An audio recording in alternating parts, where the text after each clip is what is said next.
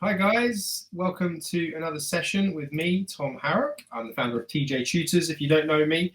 And in today's session, we're going to be working on the following, which is going to be inference skills. So the dreaded inference skills is obviously one of the skills that students have a lot of difficulty with.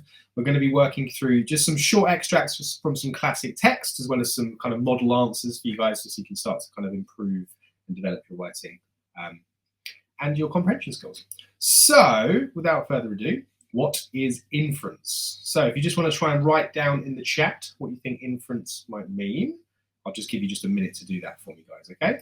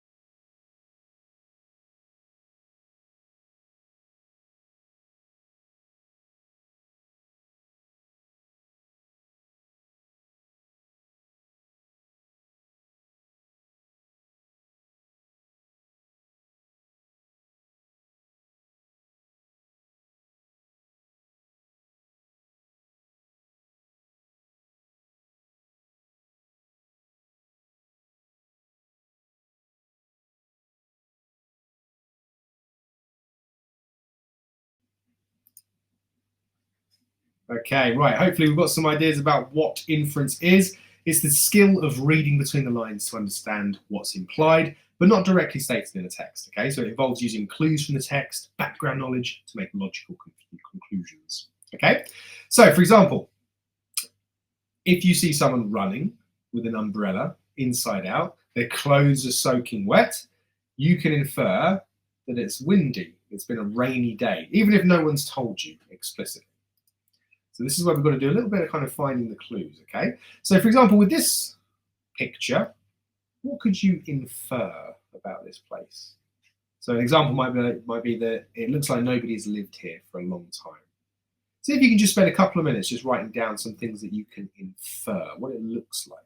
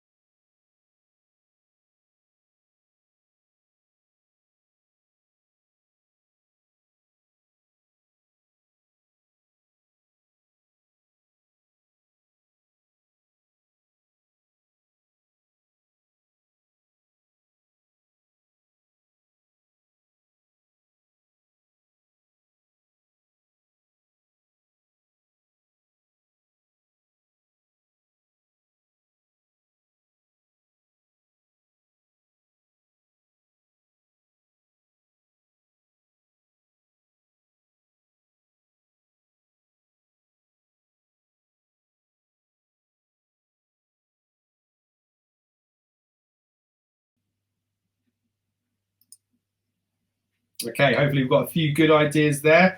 Just like in pictures, guys, words on the page, the authors are writing, give clues to help us understand beyond what's written, okay? So clues are always given. Your job as a writer and also as a student of English is to understand that relationship. The writer is always trying to put ideas in your head, trying to make the reader work, Okay, and that's what you've got to kind of get your head around, guys.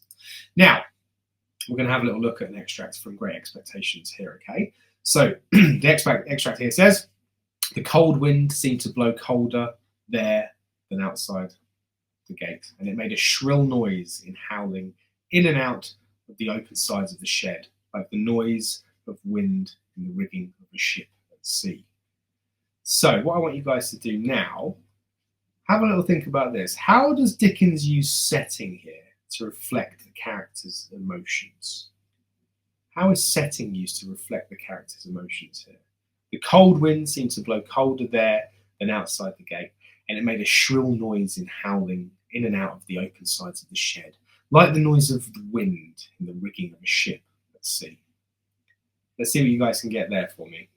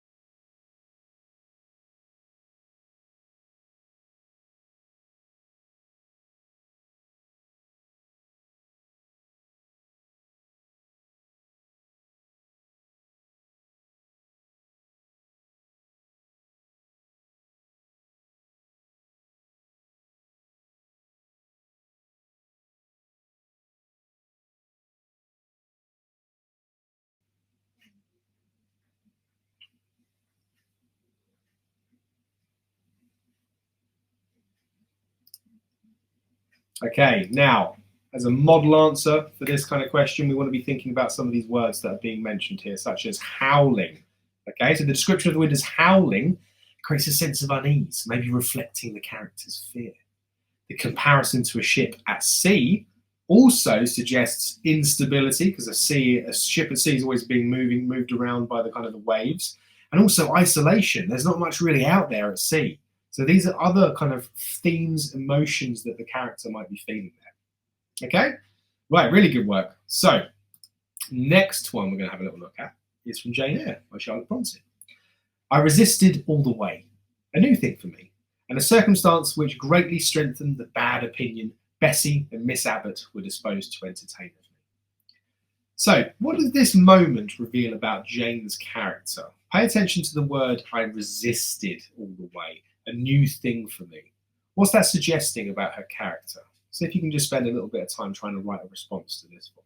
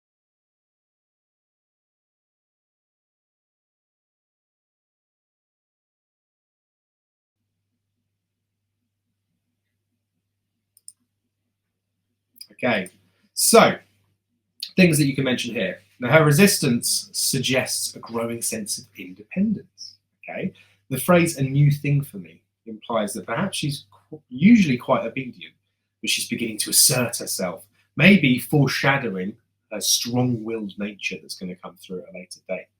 Okay, so it's showing ideas about the character and how they feel. Now let's have a little look at an extract from Arthur Conan Doyle's Sherlock Holmes, The Adventure of the Speckled Band.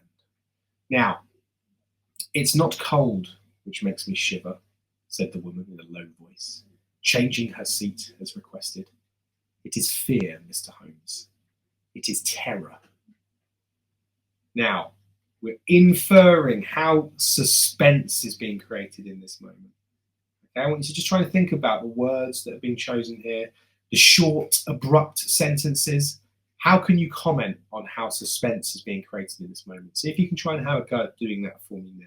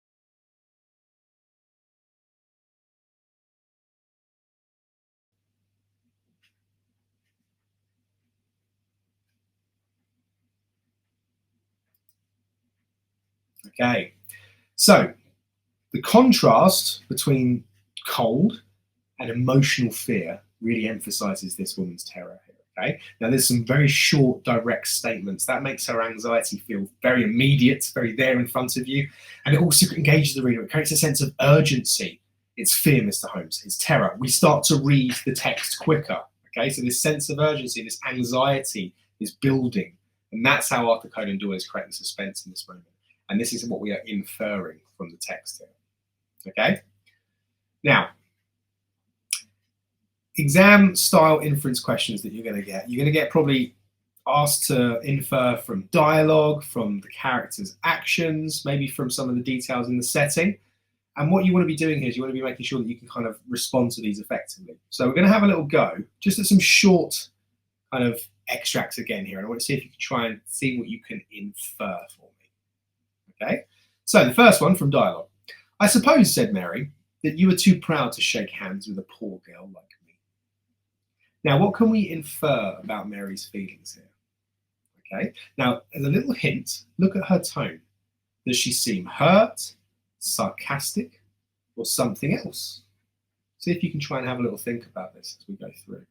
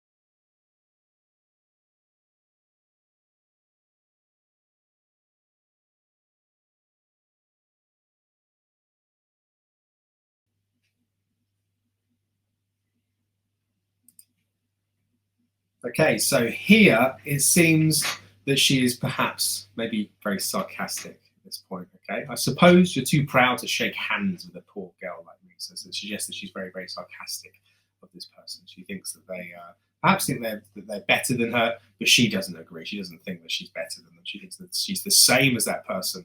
So she's drawing attention to this. Now, I want you to try and have a go at this one. I don't care what you think. Do whatever you want. Now, what can we infer about the speaker's emotions here, guys? See if you can try and write down your answer.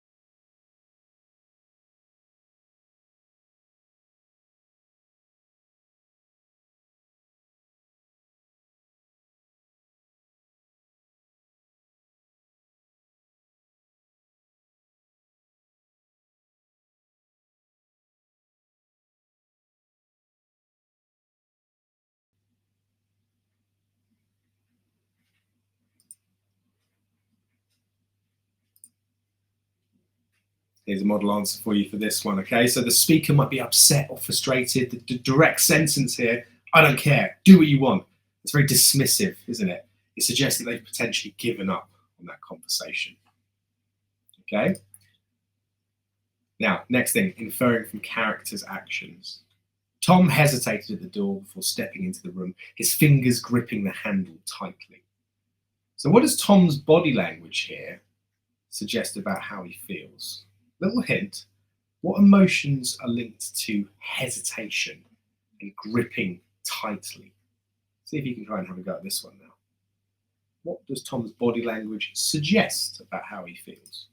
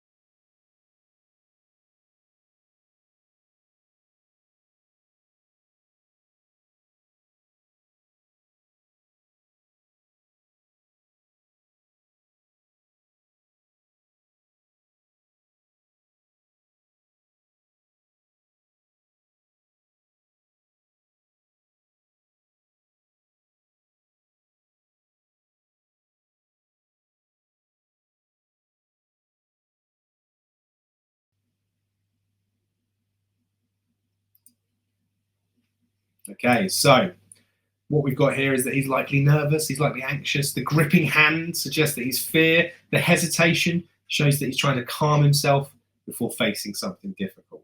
So hopefully you've got something along the same lines there, guys. Okay, we're inferring detail. Now, inference from setting. Okay, so this is the big one we often see, the technique known as pathetic fallacy, when the ideas are linked, or the weather's linked to the character's feelings. The storm raged on outside, the wind battering the windows with relentless force. How does the setting contribute to the mood of the scene? Okay, so think about this one, guys. Again, think about how stormy weather might symbolize emotions or foreshadow events. Okay, try and have a go at this one for me, please.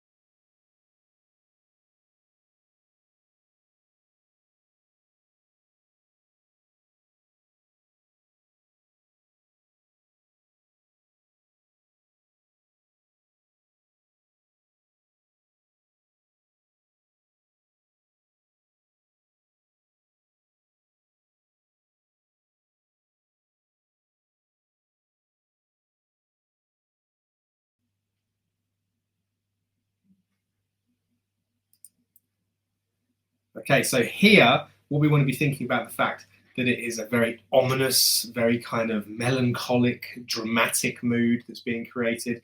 The sense of danger is quite pervasive here because we've got kind of the storm raging on, the battering. These are all words with connotations of violence. Okay, so we have very, very tense, very kind of dangerous, threatening atmosphere. Excuse me, being created here in this example.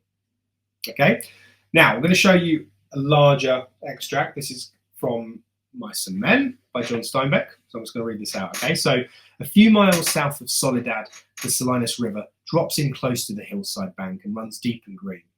The water is warm too, for it has slipped twinkling over the yellow sands in the sunlight before reaching the narrow pool. On one side of the river, the golden foothill slopes curve up to the strong and rocky Gabilan Mountains, but on the other side, the valley is covered with trees, willows fresh and green with every spring, carrying in their lower leaf junctures the debris of winter flooding, and sycamores with mottled white recumbent limbs and branches that arch over the pool. So, what can we infer about the significance of this setting in the novel? Okay, there's a lot of images here that are being shown to us to create a certain feeling, a certain mood. We might suggest that that certain mood might only be temporary. Okay, so just try and think about what mood's being created, that feeling. I'm going to give you a few minutes to try and have a go at this one, guys.